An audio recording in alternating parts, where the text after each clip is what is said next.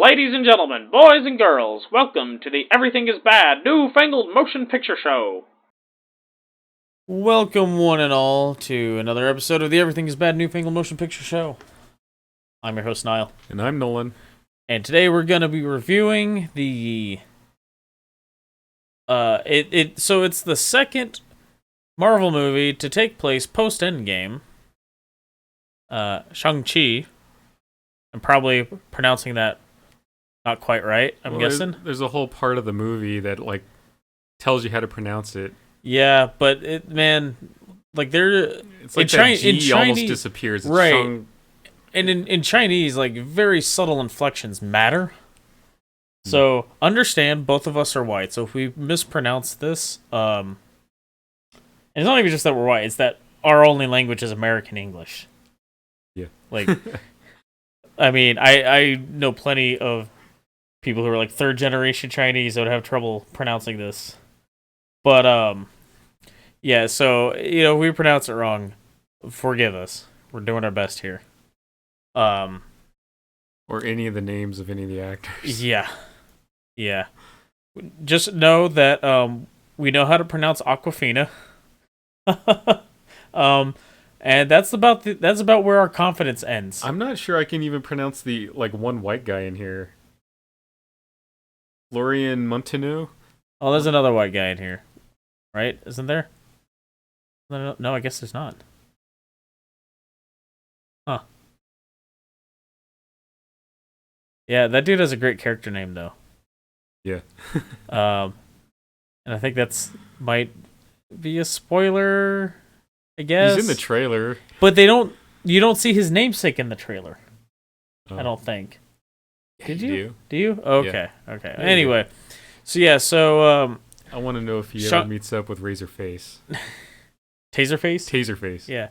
So Shang-Chi and the Legend of the Ten Rings. So this is significant because it's the first movie that takes place not immediately after the events of Endgame. Spider-Man Far From Home was the other one that took place post Endgame, but it was immediate. And so this sort of feels almost like a return to basic. Oh, before we get too far into this, I almost forgot. I just remembered. We're gonna do a spoiler-free review, and then we will give you a spoiler warning and go more in depth into it after that. Yeah. But it's a Marvel movie. The things that are potentially spoilers are pretty predictable. If I'm being perfectly honest here. Yeah. The like you're about to say, it seems like it's getting back to base. I feel like this is the first movie where it's okay, it's kind of a clean slate. Yeah. From here on out, we'll do Marvel movies and we'll build up to the next big thing. Yeah. So this, it feels like an Iron Man or a First Avenger, where it's this movie really doesn't have any previous movies that it's answering to.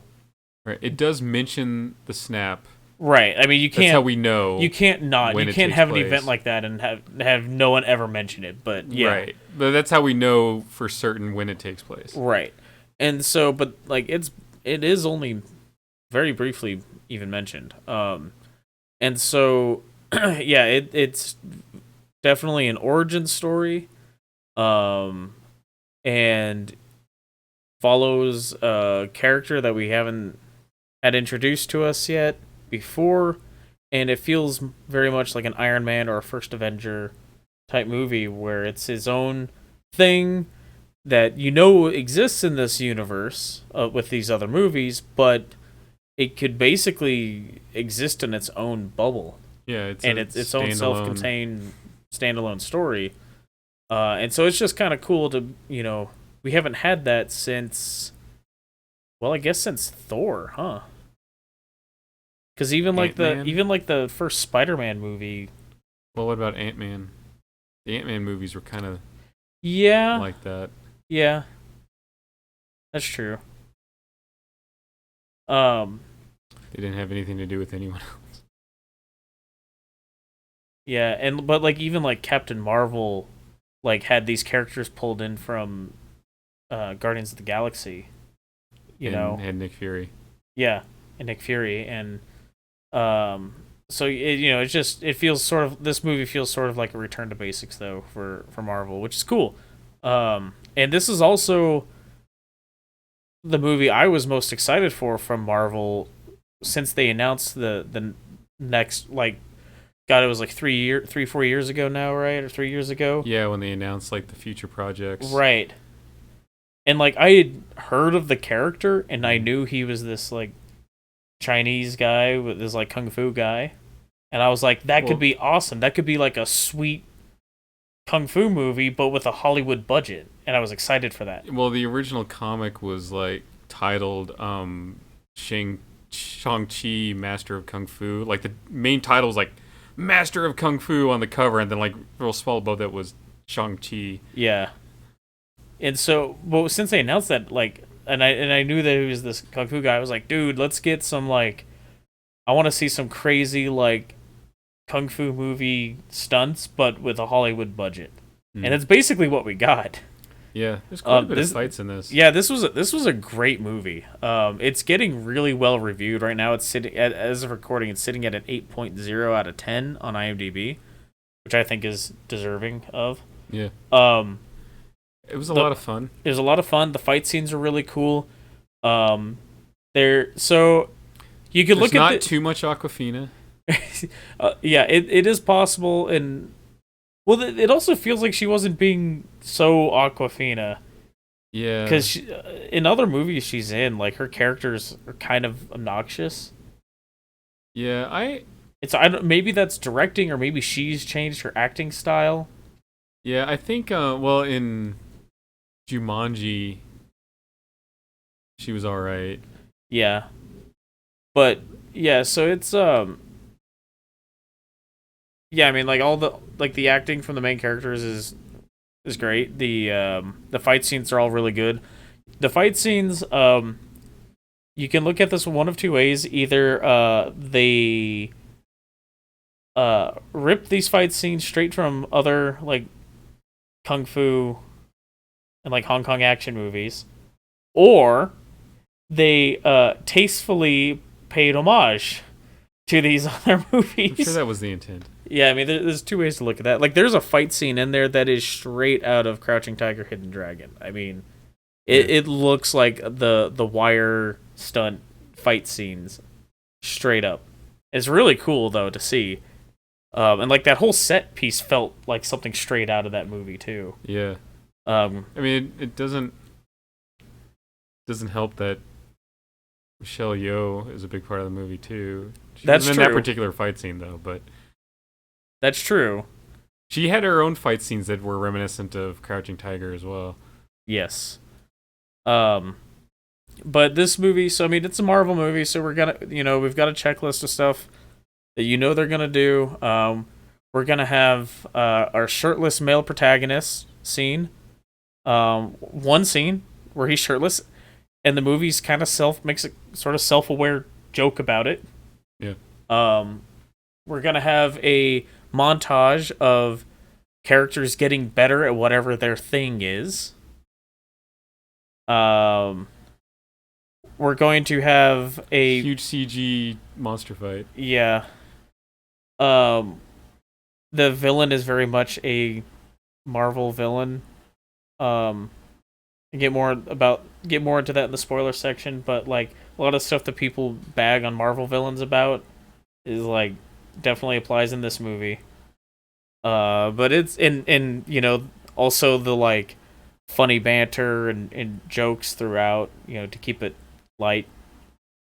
And yeah, I mean, I really I think the only complaint I have about this movie is there's kind of usually not too guilty about this in Marvel movies, but it's definitely a thing that comes up from time to time in these sort of like more fantastical sort of action movies of the enemy has a particular weapon and you're just like, they would just use guns at this point.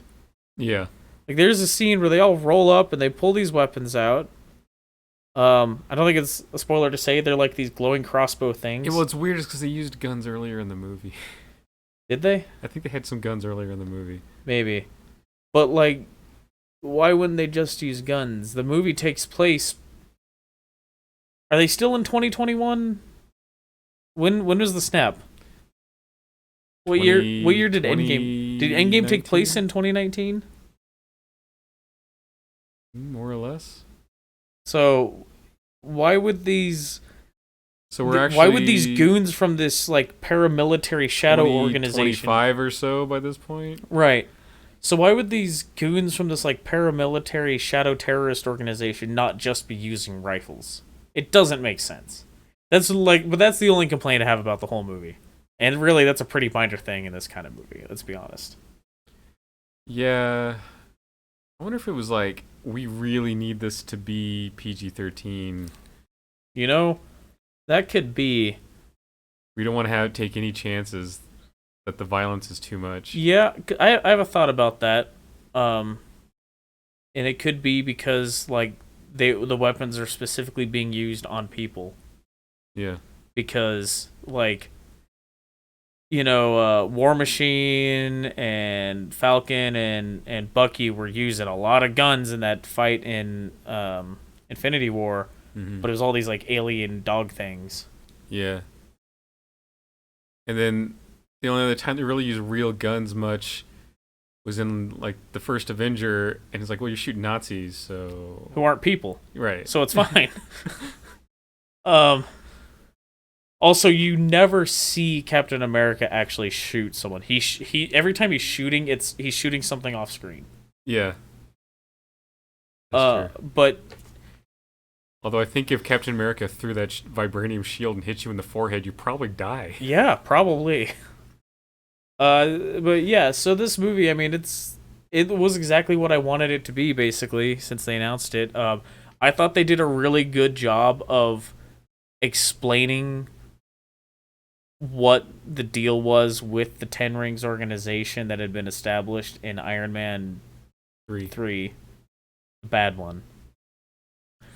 Iron Man 3 is the worst Marvel movie, and I will die on that hill. And so, I think they did a good job of explaining, like, what the deal was with that. I was kind of curious how that was going to happen, because I'm like, is that same organization, and it's those 10 rings are on the flag of the terrorists that capture Tony Stark in the first Iron Man movie. Yeah. And like that, I even kind of wonder if they had plans at all, or if they were just like, oh yeah, there's this terrorist organization that exists in the Marvel universe that has this symbol. Let's grab that and incorporate it. And I wonder if that was the extent of their planning in doing that. Yeah, well, considering it was like the first one, I could see where that would be the case. Where it's just like, let's throw this in there. That way we don't have to like name it as, you know, Al Qaeda or the Taliban or whatever. It's this in-universe terrorist organization. Yeah, it's like a Venture Brothers situation where like, oh yeah, we can conveniently we did this thing earlier. We can reference that again, and now we look like geniuses that have had this planned out since the beginning. And really, right. But so yeah, I think they did a good job of tying that in. So I guess that was another thing that ties it into the rest of the Marvel universe.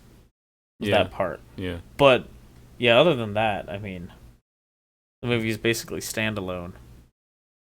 Yeah. Anyway, you got anything else to add that's non-spoiler? No. I kind of want to see this movie again. Yeah. Yeah. But so spoilers then? Yeah.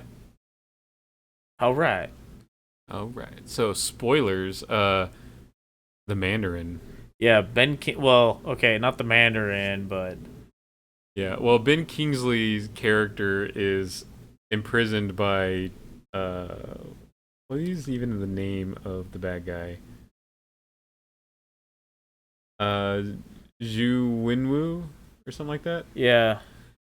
So Shang-Chi's father, who's the leader of the Ten Rings, has Ben Kingsley's character from Iron Man 3. Not really the Mandarin, but he was like an actor playing the Mandarin. Right. He was the actor in all the like Bin Laden-esque like terrorist videos that were being, because that was very much in the zeitgeist at the time when that movie was released. Yeah. So he was the actor who is the mascot basically for that organization. Trevor Slattery is the name of the character. Right. Yeah, so he's locked up, being held prisoner in this like fortress belonging to Shang-Chi's father. And like he explains this whole thing about how like he like that pissed off Shang-Chi's father, Zhu and Wu. It pissed him off, and so he like captured. Was his name Trevor? Yeah.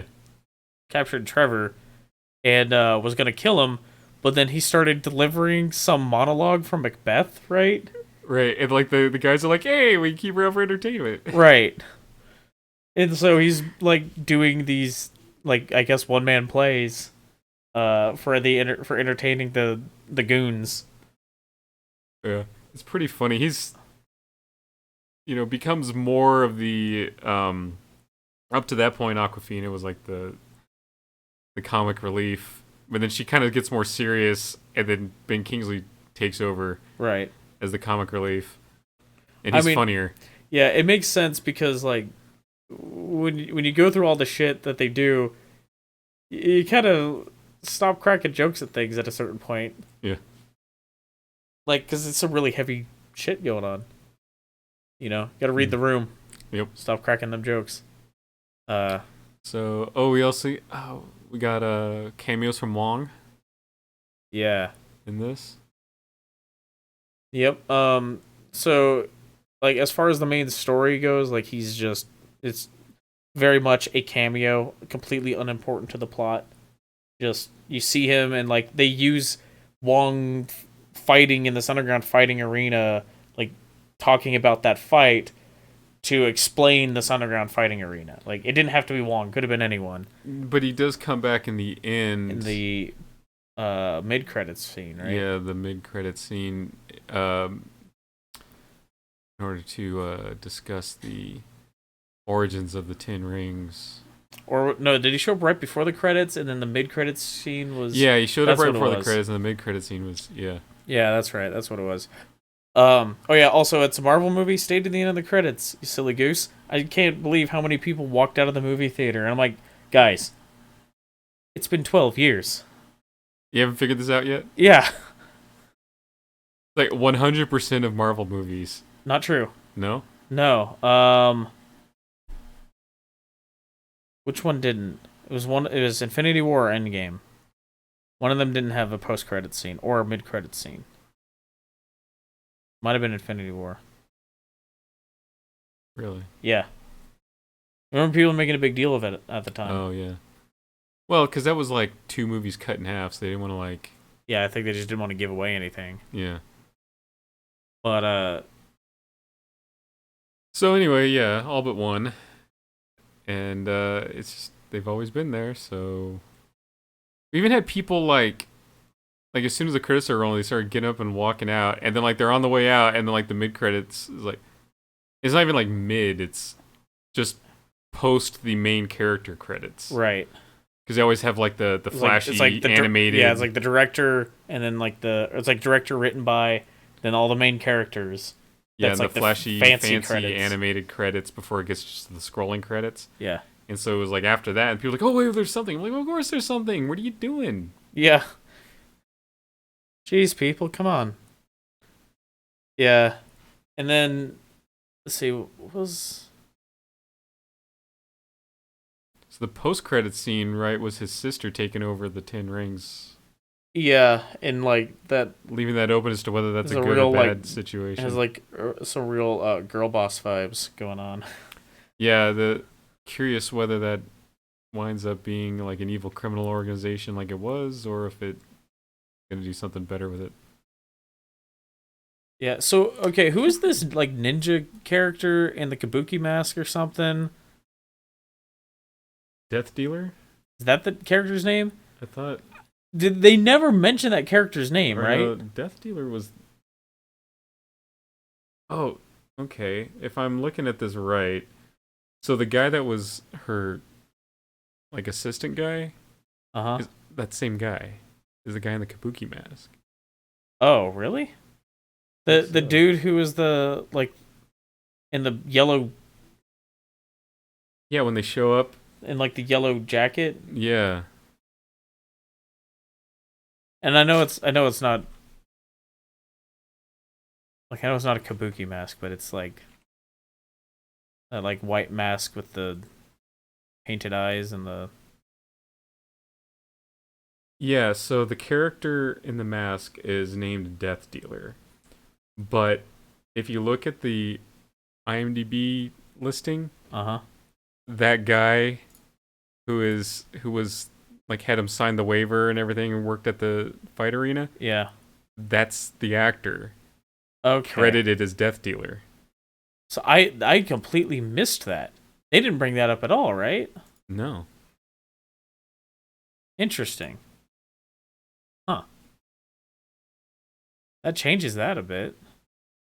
Yeah, so obviously he was like her father's agent there to watch over her or something. Yeah. And she didn't know.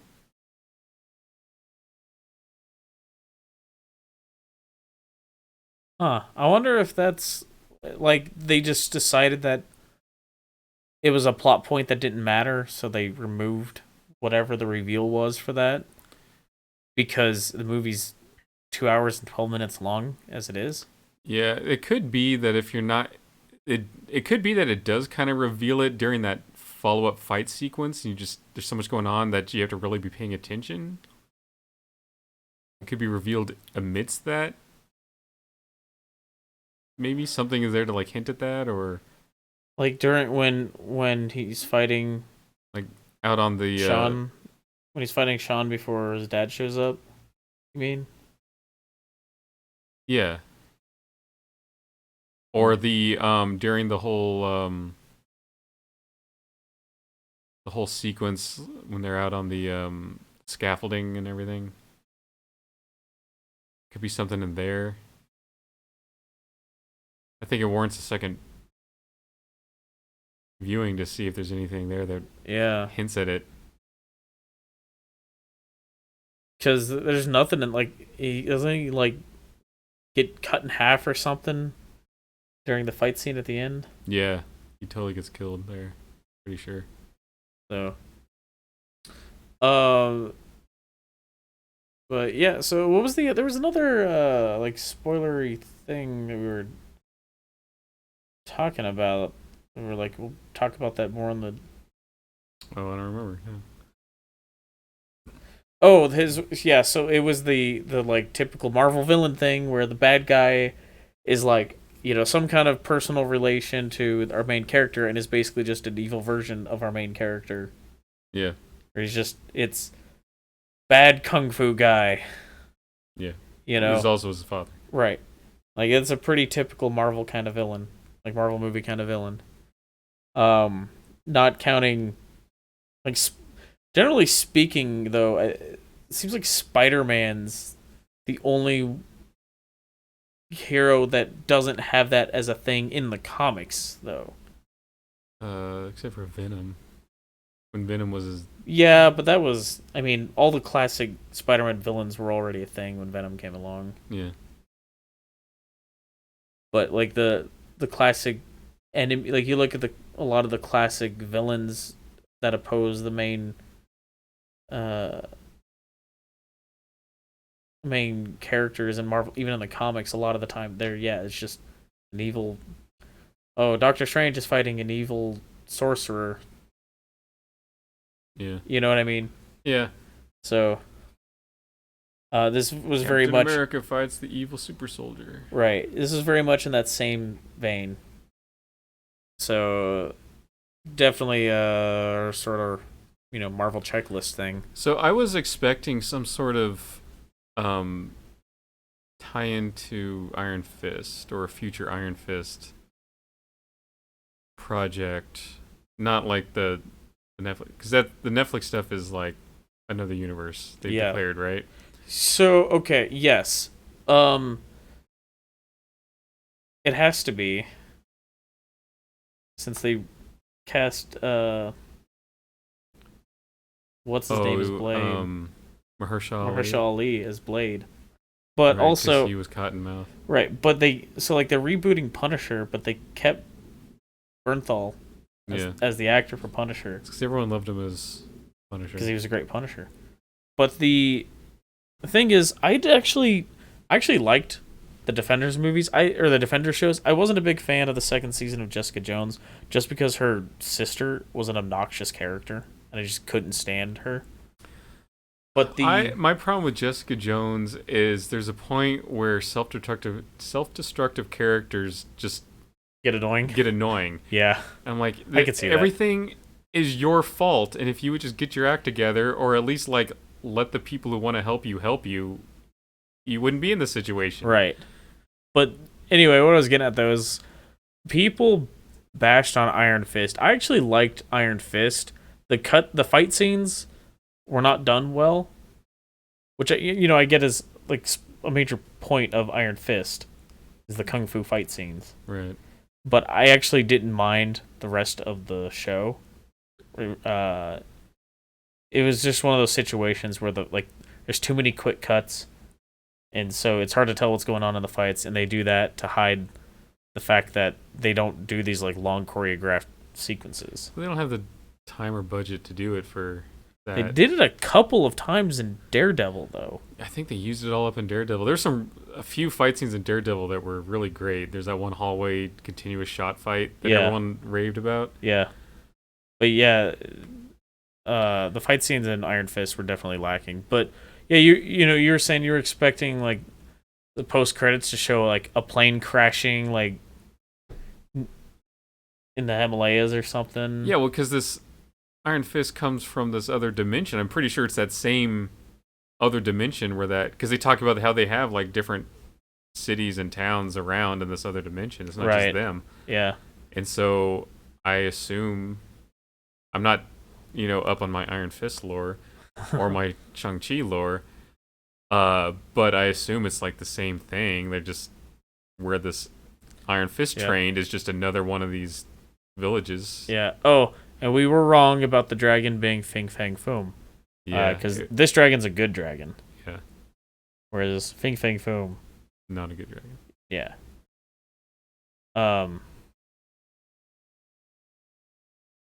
Wasn't.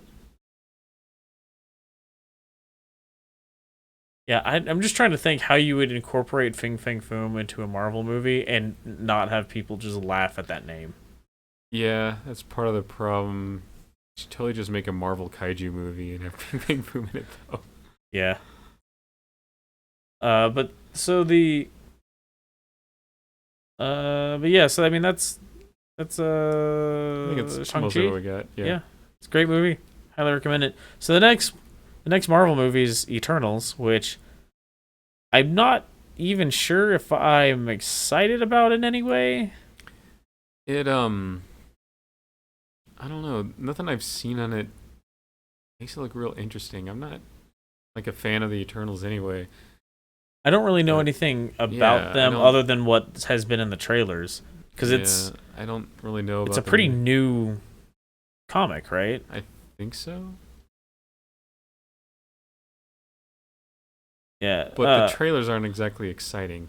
It looks like a lot of people sitting around and talking. It looks like this movie is just going to be a massive lore dump to set up the next arc. Right. It feels like this is just gonna be a crazy huge lore dump of a movie. Yeah. So get excited for that, I guess. That Spider-Man trailer, though, which did not play before Shang-Chi. Surprisingly, I was fully expecting to see a Spider-Man trailer before Shang-Chi. So where was that first trailer leaked from then? Was that supposed to be shown at Dragon Con or something? Maybe. Because it was definitely that one that leaked was definitely like recorded in the audience somewhere, right? Yeah, but that was too early for Dragon Con, right? Right. Yeah, because it was 2 weeks ago. Yeah. I think so. Yeah, that's weird. I don't know. I wonder when that would have been. What that would have been from? I was expecting. There wasn't like a D23 convention or anything, was there? I don't know. It would have made sense if it was like from a early showing of Shang-Chi, but it wasn't. Apparently. So, yeah. But the Spider-Man movie looks pretty dope. Definitely excited for that. So the next movie we're gonna see though in theater is Cry Macho with Clint Eastwood and Dwight Yoakam. All right. Then was that it for September? That's it for September. Lots of stuff in October though. Yeah, October's a busy one. We got Venom, Let There Be Carnage. The Many Saints of Newark seems cool. It just kind of makes me wish I had seen The Sopranos. I never watched The Sopranos. I don't know. And we got No Time to Die finally coming out. And then Dune is in here somewhere, as I recall. Yep, there it is. And The French Dispatch and Ron's Gone Wrong all on the same weekend. So No Time to Die, Dune, and then when Kingsman finally comes out, those are the last three major delayed because of COVID movies, right? I mean, other than all Marvel movies got bumped back a year, basically. Yeah, probably. I think so. And then Eternals is in November. Ghostbusters Afterlife. That's another one. That was been bumped like crazy for COVID. And then December, West Side Story, which I'm excited about because I get the feeling we're going to be seeing a lot more of that trailer now that we saw it for the first time in theater in front of Shang-Chi. And I get the feeling we're going to get real tired of it. No, it's not that annoying a trailer. No, but it's just, I don't know, it gets annoying when you see the same trailer so many times.